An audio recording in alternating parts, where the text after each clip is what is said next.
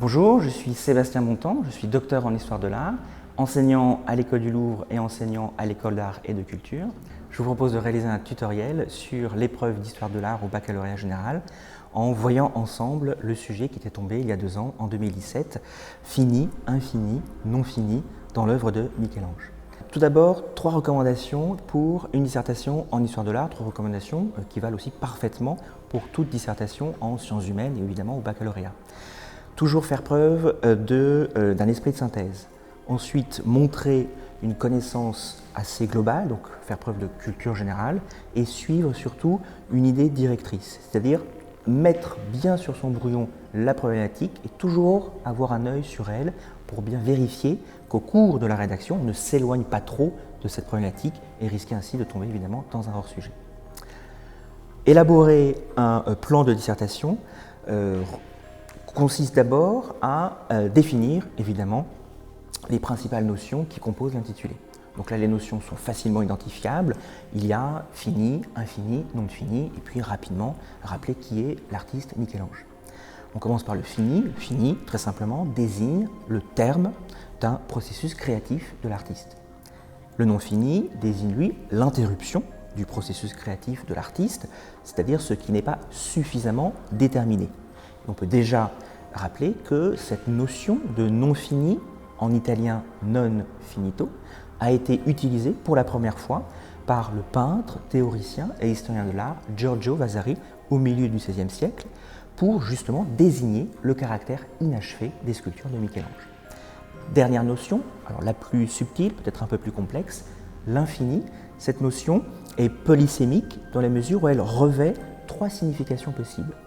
La première signification revient à désigner ce qui échappe à toute limite, à toute mesure, c'est-à-dire c'est le néant, l'infini. La deuxième signification se rapporte plus à la philosophie grecque, où l'on considérait que l'infini est ce qui est indéterminé. Et en ce sens, l'infini devient synonyme d'indéfini, c'est-à-dire de non fini. C'est ce à quoi on ne voit pas de terme ou de limite. Enfin, dans un univers plus chrétien, donc de l'époque de Michel-Ange, évidemment, l'infini revêt ce qu'on va appeler une positivité métaphysique, c'est-à-dire que l'infini, c'est Dieu, c'est l'absolu, c'est la perfection. Dernier élément à définir, évidemment, Michel-Ange. On rappelle que Michel-Ange est un sculpteur, un architecte, un peintre, mais aussi un poète. On le surnommait en son temps le divin Michel-Ange, et il incarne l'homme universel de la Renaissance. Il est remarqué dès l'âge de 15 ans à la cour de Laurent le Magnifique à Florence. Il va vivre entre Florence et Rome dans la première moitié du XVIe siècle. Il est contemporain de grands papes, Jules II, Léon X, Paul III. Il est surtout témoin de grands événements de la Renaissance, comme le sac de Rome en 1527, et puis évidemment la naissance et le développement de la réforme protestante. Une fois que ces éléments ont été définis, la deuxième étape, avant d'élaborer le plan, consiste à défricher le sujet. Et ce défrichage du sujet se subdivise lui-même en 3 petites étapes. D'abord, les premières idées, les premières intuitions qui nous viennent à l'esprit. Ensuite, jeter aussi sur le brouillon les premiers exemples. Et enfin, les premières références. Les premières idées qui viennent à l'esprit lorsqu'on évoque Michel-Ange sont normalement sa technique assez particulière, qui est la taille directe. Cette taille directe définit la manière dont un artiste a à attaquer directement un bloc de marbre sans passer préalablement par l'élaboration d'un modèle. C'est-à-dire que la taille directe tient compte de la forme originelle du bloc pour faire émerger une idée imaginée par le sculpteur. Il ne s'agit donc pas d'une technique qui consiste à reproduire une forme préexistante. L'autre technique d'ailleurs s'appelle la taille indirecte, puisqu'on part d'un modèle pour ensuite reporter ces mesures sur un bloc de marbre. Autre caractéristique technique de l'œuvre de Michel-Ange, c'est également la nature monolithique de toutes ses œuvres. C'est-à-dire que toutes les sculptures de Michel-Ange sont issues d'un seul et unique bloc de marbre.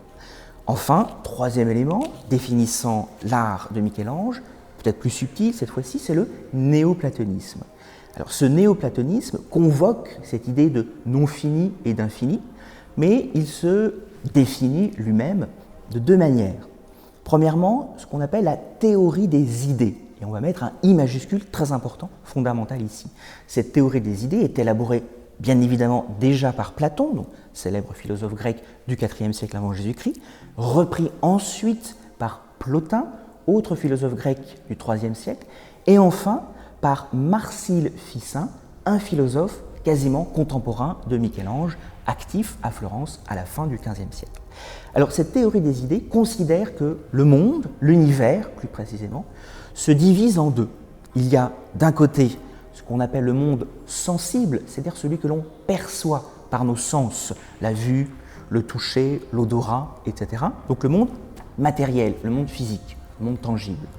L'autre partie de l'univers, c'est ce qu'on appelle le monde intelligible, ce fameux monde des idées, autrement dit un monde beaucoup plus spirituel. Et pour un néoplatonicien, comme pour Michel-Ange, l'âme humaine est un intermédiaire entre ce monde matériel et ce monde spirituel. Et l'âme doit chercher à s'arracher au monde matériel pour s'élever spirituellement vers le monde des idées. Dernier élément qui définit le néoplatonisme, les néoplatoniciens considèrent que l'homme peut parachever la création. Donc la création, l'univers, est en perpétuelle transformation. Pourquoi ? Parce que le monde cherche l'absolu. Eh bien, un artiste néoplatonicien comme Michel-Ange va procéder de la même manière. Il va tenter systématiquement de parachever le monde pour atteindre le monde des idées. Autrement dit, on voit déjà ici se dessiner l'idée du non-fini, c'est-à-dire je travaille en permanence la matière pour atteindre cet infini, cet absolu. Enfin, on a les premières références et les premiers exemples, toujours dans cette partie du défrichage du sujet. Les premières références sont Giorgio Vasari, que j'ai rapidement évoqué pour la définition du non-fini, puisque Giorgio Vasari est le premier théoricien, artiste du XVIe siècle qui emploie ce nom du non-fini. Il y a aussi donc Marsile Ficin, Plotin, Platon, donc ce monde du néoplatonisme. Il y a un historien de l'art du XXe siècle, Erwin Panofsky, qui va écrire un ouvrage qui s'appelle Idea. Je rappelle que l'étymologie grecque de idea signifie forme, donc presque idée, c'est-à-dire la forme que l'on va faire émerger du bloc, et qui rattache Michel-Ange au néoplatonisme. Et enfin, il y a Michel-Ange lui-même, c'est un poète, il a écrit. Et on pourra ici convoquer deux citations de l'artiste. La première, je cite, « Dieu est caché là-dedans. Il suffit, pour le faire paraître, d'enlever ce qui le cache. » Et là, Michel-Ange parle d'un bloc de marbre. Donc ça veut dire que pour lui, à l'intérieur d'un bloc, il y a Dieu, c'est-à-dire cette idée d'infini, d'absolu. Autre citation de Michel-Ange, « Le grand artiste ne conçoit nulle idée qu'un bloc de marbre ne circonscrive de sa gangue, et seule la main la concrétise obéissant à l'intellect. » Qu'est-ce que cela veut dire ? Cela veut dire que pour Michel-Ange, le travail de l'artiste doit être à la fois manuel et intellectuel. La main n'est pas capable à elle seule de reconnaître la forme qui est cachée dans un bloc de marbre, et l'intellect ne peut pas à lui seul dégager cette forme cachée à l'intérieur du bloc. Il a évidemment besoin de la main. Une fois qu'on a terminé la définition des notions et ce défrichage du sujet, il est temps, évidemment, d'élaborer notre problématique. Élaborer une problématique revient déjà à faire preuve d'un esprit de synthèse. On convoque différentes définitions préalables, on convoque également ce défrichage du sujet. On constate que Michel-Ange est un néoplatonicien, il est influencé par Marsile Ficin, Plotin, Platon, et il est donc très sensible à cette théorie des idées et à cette dualité entre le monde sensible et le monde intelligible. Mais Michel-Ange ne considère pas que le monde sensible et le monde intelligible sont irréconciliables. Au contraire, il considère que la tâche de l'artiste est de réconcilier les deux, à l'image de l'âme humaine qui, pour un chrétien du XVIe siècle, doit effectivement s'arracher à la matière pour gagner spirituellement ce monde des idées. Et donc, Michel-Ange a énormément de considération pour la matière, qu'il va sans cesse travailler et encore travailler pour que celle-ci puisse magnifier le monde intelligible, voire atteindre ce monde intelligible. Plus concrètement, pour révéler le monde intelligible. Et on retrouve bien ici aussi cette démarche d'un philosophe qui est de chercher la vérité, de révéler ce qui est effectivement caché. C'est bien toute cette démarche artistique et néoplatonicienne de Michel-Ange. Donc en somme, la problématique est la suivante. S'interroger sur le fini, le non fini et l'infini dans l'œuvre de Michel-Ange revient à s'interroger sur la finalité, et j'emploie sciemment et volontairement ce terme, la finalité de la création artistique chez Michel-Ange et sur l'idée d'infini, d'absolu, c'est-à-dire de recherche de perfection. À présent, nous allons pouvoir déterminer la structure, le squelette de notre sujet, c'est-à-dire le plan. Et ce plan vient finalement assez rapidement à l'esprit. Élaborer un plan qui répond parfaitement à cette problématique et donc à ce sujet revient finalement à choisir la même démarche que l'artiste Michel-Ange ou qu'un philosophe néoplatonicien, c'est-à-dire à d'abord considérer le monde sensible, le monde matériel, donc un grand 1 qui sera consacré à la réalité matérielle des objets de Michel-Ange, un grand 2 qui lui évoquera le monde intelligible, le monde des idées, et donc on reprendra ici la définition du fini, du non-fini et de l'infini, ainsi évidemment que cette théorie des idées et ce courant néoplatonicien. Et enfin un grand 3 qui va rassembler, combiner, conjuguer cette partie matérielle et cette partie plus, on va dire, philosophique de notre sujet. Donc le grand 1, en ce qui concerne la matérialité, se portera principalement sur, entre autres, 4 grands exemples. Premier exemple, la Pietà de Michel-Ange, qui est peut-être par excellence l'une des œuvres les plus achevées de l'artiste, donc l'une des œuvres les plus finies de l'artiste, mais que Michel-Ange réalise en 1498, donc au tout début de sa carrière. Deuxième exemple, le plus important, c'est celui de l'esclave endormi, conservé aujourd'hui au musée du Louvre, qui appartient à la grande commande du pape Jules II, du tombeau du pape Jules II, que Michel-Ange va réaliser en plus de 40 ans. Donc on observe aussi une certaine lenteur de création et son désir de parachever systématiquement ses œuvres, et qui montre bien cette idée de voir dans un bloc de marbre une forme, donc une idée à l'intérieur, et dont la tâche de l'artiste est de révéler, de faire apparaître. Autre exemple, dernier exemple possible, la Pietà Rondanini, la dernière œuvre de Michel-Ange, complètement inachevée. D'après ses biographes, il y travaillait encore 7 jours avant sa mort et qui montre bien son attachement pour une certaine spiritualité. Donc c'était évidemment un chrétien, Michel-Ange, et pour ce fameux monde intelligible, ce monde des idées.